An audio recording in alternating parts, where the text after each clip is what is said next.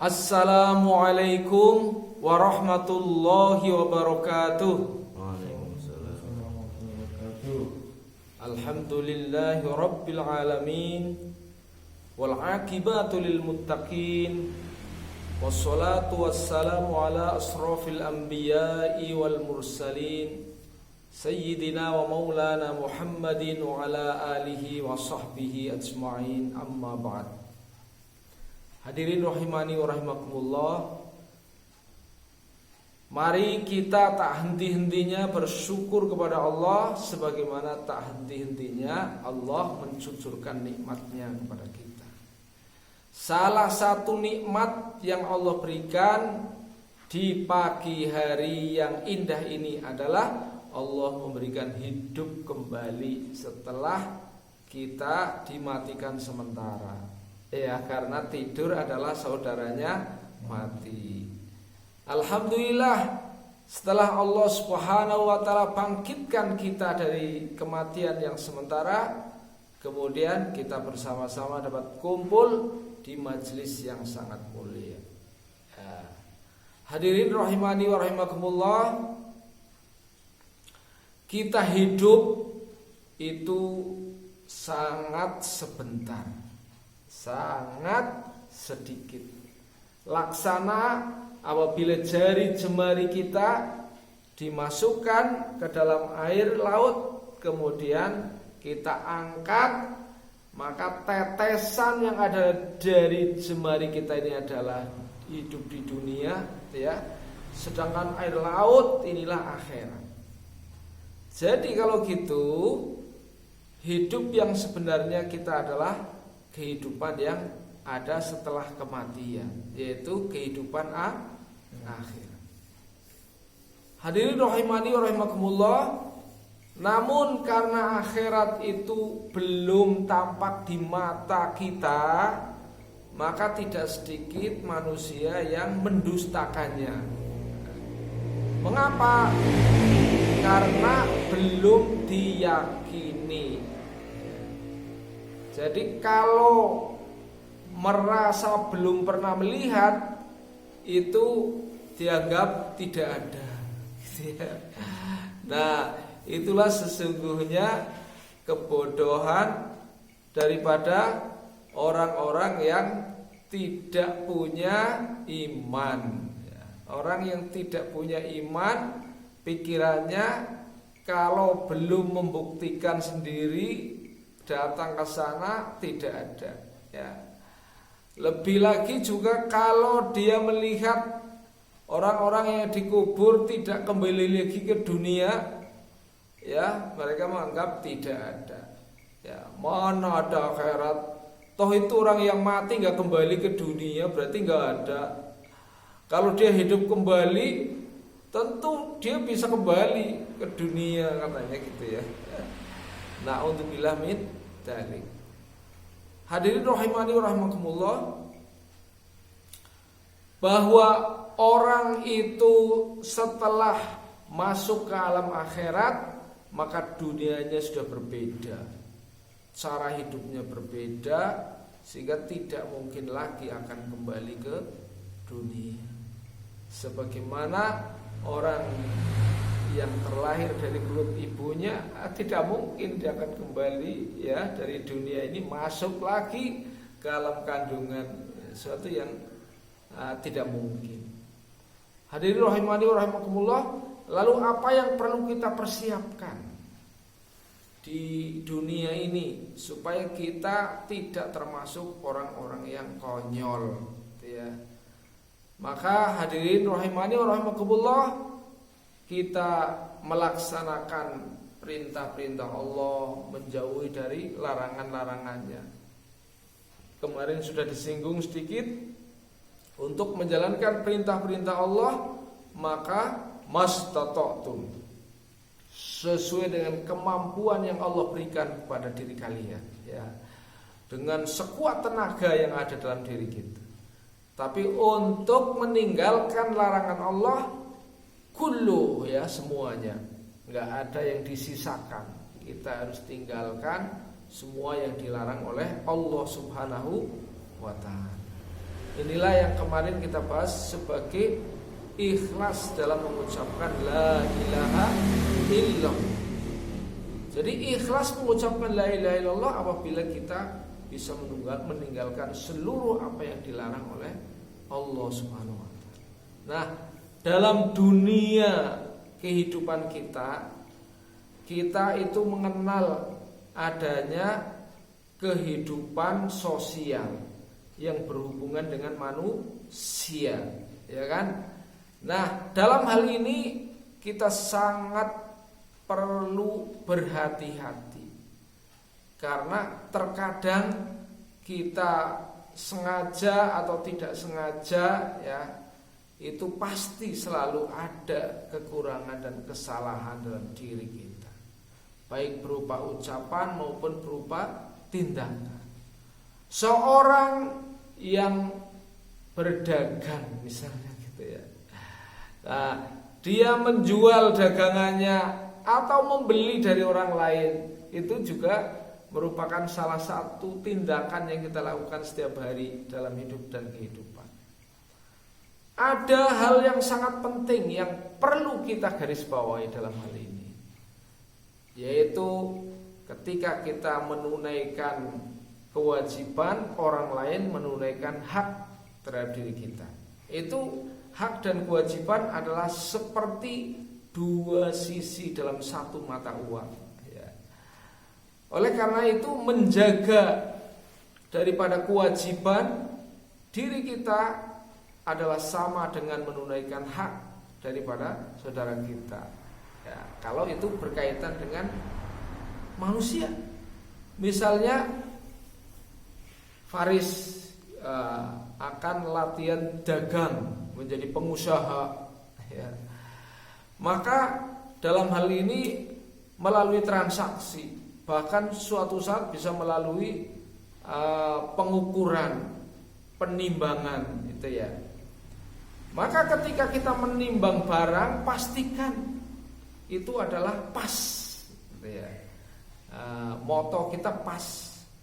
Syukur kalau untuk orang lain agak diangetkan. Mas, tak tambah sedikit buat kamu ya, sedekah. Itu bagus ya. Tapi kebanyakan orang kalau nimbang itu untuk dijual ya, itu dikurangi ya. Kalau nimbang untuk membeli mintanya yang hangat.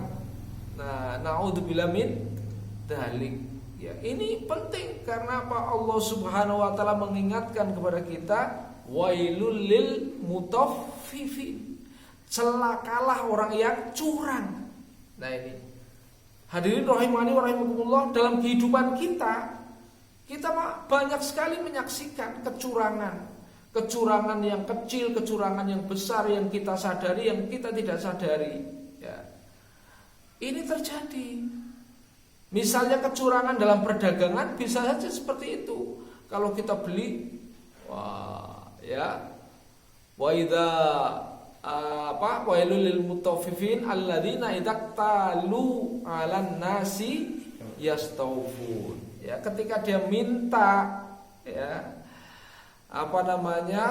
ketika dia menimbang untuk dirinya sendiri, idaqtalu 'alan nas yastawfun, minta dipenuhi ya, ini penuhi, ini kurang hangat gitu ya. Nah, ini bahaya sekali itu. Tapi wa idza kaluhum aw wazanuhum yukhsirun. Nah, ini kalau menimbang untuk orang lain, kalau dia menjadi penjual ya, apa? Yastawfun. Wa idza kaluhum aw wazanuhum yukhsirun. Ketika dia menimbang untuk orang lain ya, maka dikurangi. Pernah enggak dengerin seperti itu? Bahkan timbangannya dikasih apa? Dikasih supaya berat sebelah ya. Tapi diganjel ya. Coba satu saat Anda perhatikan ketika akan membeli, ya. Harus pas dulu. Karena sangat berbahaya pedagang-pedagang yang nakal itu kelihatannya ini sudah pas, tapi ketika barangnya sudah ditaruh di bebekan ya, Riz ya. Ditaruh di bebekan. Nah, itu ganjelnya diambil ya. Ganjelnya diambil. Padahal ganjel itu misalnya sekon sendiri. Ya. Sehingga nggak kelihatan. Ketika belum ditimbang, itu bakul mengatakan ini pas ya. Nah, pas. Karena pasnya diganjel gitu. Kemudian ketika barang itu sudah dimasukkan, ya, ini ganjelnya diambil, ya, nggak kelihatan. Jadi seolah dia sudah menunjukkan kejujurannya dan keadilannya. Tapi kalau ganjelnya sudah diambil, berarti dia sudah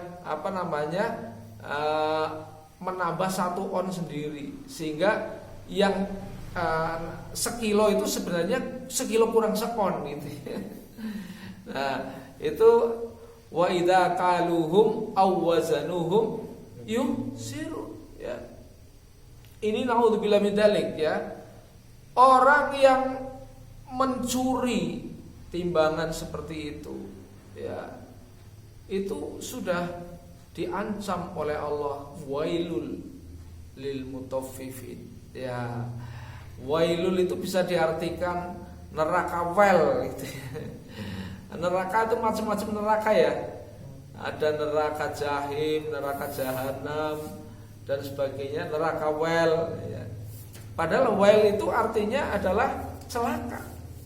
Jadi ada neraka ya yang memang disediakan oleh Allah untuk orang-orang yang curang, ya, yaitu orang yang curang dalam timbangannya. Dalam bahasa evaluasi ini sering disebut dengan validitas alat ukur, yaitu bagaimana timbangan atau ukuran itu harus benar-benar mengukur apa yang diukur. Itu ya, suatu alat disebut valid. Tapi kalau alat ini sudah direkayasa, ya, maka di mata orang pembeli kelihatannya jujur ya. Tapi si pembeli sendiri dia merasa, loh, aku sekilo kok semene ya, padahal tadi kelihatannya pas timbangannya kan. Jadi tipu-tipu ya. Nah, hadirin rahimani wa rahimakumullah, kita sekarang saksikan betapa dahsyatnya dosa tipu-tipu ya, dosa berdusta ya,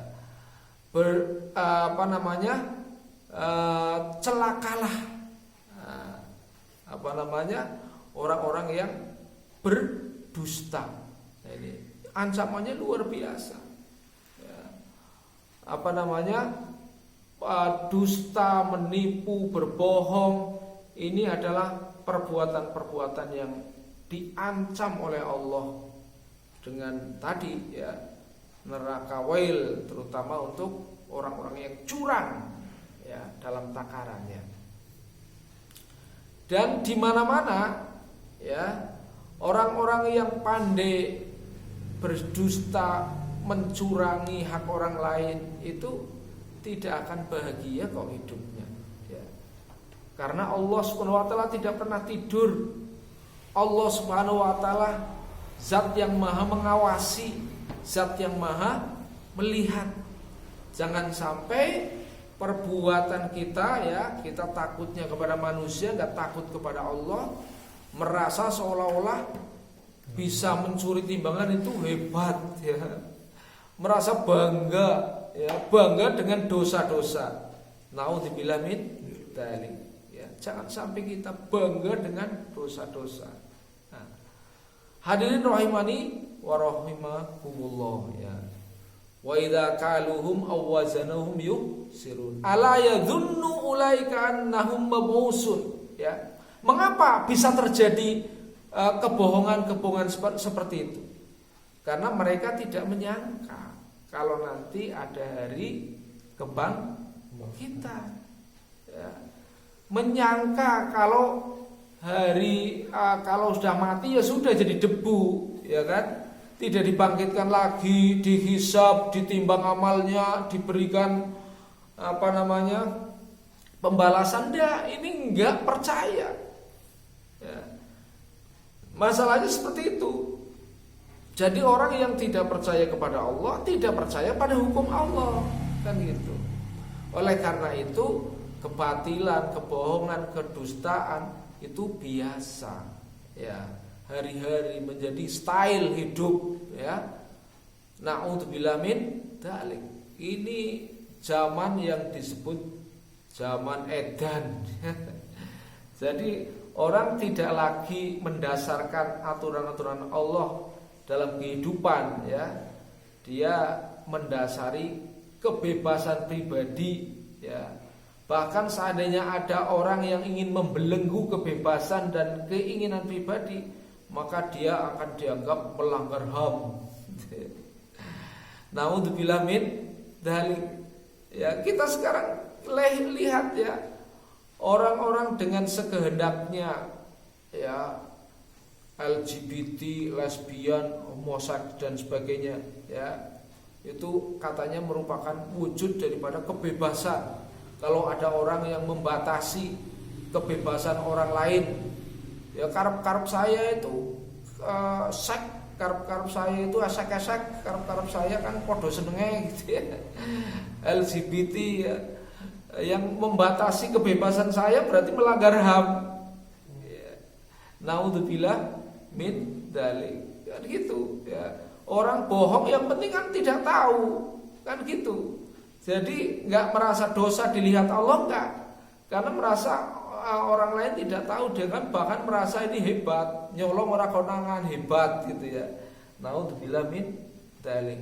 Ini kerusakan-kerusakan yang terjadi di muka bumi ini sedemikian rupa, ya. Fitnah-fitnah yang melanda umat manusia di akhir zaman ini sedemikian rupa, sehingga ketika Allah SWT menurunkan bencana, ya, mereka baru, ya, sebagian sadar, sebagian nggak sadar juga, masih tetap menyalahkan, ya. Jadi hadirin yang dimuliakan Allah Subhanahu wa taala, maka inilah manusia, ya. Ketika manusia itu dia diberikan akal, pikiran, perasaan, hawa nafsu, maka yang menang hawa nafsunya.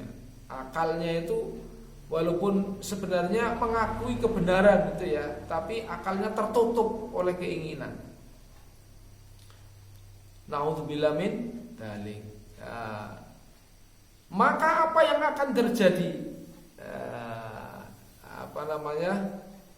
Maka Allah Subhanahu wa taala akan membangkitkan mereka liyaumin adim, pada hari yang besar, di hari yang agung, hari kiamat maksudnya. Pada hari kiamat ada yaumul ba'ts, di mana manusia dibangkitkan, ya. Disitulah Allah Subhanahu wa taala akan menunjukkan hakim yang adil, ahkamul hakimin, ya kan? Diadili semua perbuatan manusia, diakui atau tidak diakui, ya. Di situ maka pasti pengadilan akan ditegakkan oleh Allah Subhanahu wa taala. Dan ketika Allah Subhanahu wa taala menegakkan daripada hukum-hukumnya, ya, menimbang, menghisab, tidak akan ada yang terlewatkan, tidak akan ada yang tertukar. Karena Allah Subhanahu wa taala adalah Maha Adil, ya. Tidak akan pernah ada Allah Subhanahu wa taala membela seseorang karena kedekatannya atau karena hubungan apanya. Allah tidak punya hubungan apa-apa, ya, kecuali Khalik dan makhluk, ya. Allah enggak punya kepentingan. Sekarang, ya, kita lihat di hadapan mata kita bagaimana hakim bermain, ya, enggak? Sehingga enggak pernah adil. pengadilan di kita nggak pernah adil. Karena apa? Karena hakimnya punya kepentingan. Masya Allah, kita saksikan ya, begitu luar biasa dagelan-dagelan hukum yang dipertontonkan di hadapan kita semua. Orang-orang yang tidak sukai ya, orang-orang yang tidak disukai maka dihukum ya. Orang-orang yang disukai walaupun salah ya dibela-belani. Begitu seterusnya adalah kehidupan dunia. Tapi nanti di akhirat maka tidak akan pernah terjadi seperti itu. Semoga Allah Subhanahu wa taala senantiasa menjaga kita supaya menjadi orang yang adil. Terima kasih atas perhatian. Mohon maaf atas segala kekurangan. Billahi taufik wal hidayah. Wassalamualaikum warahmatullahi wabarakatuh.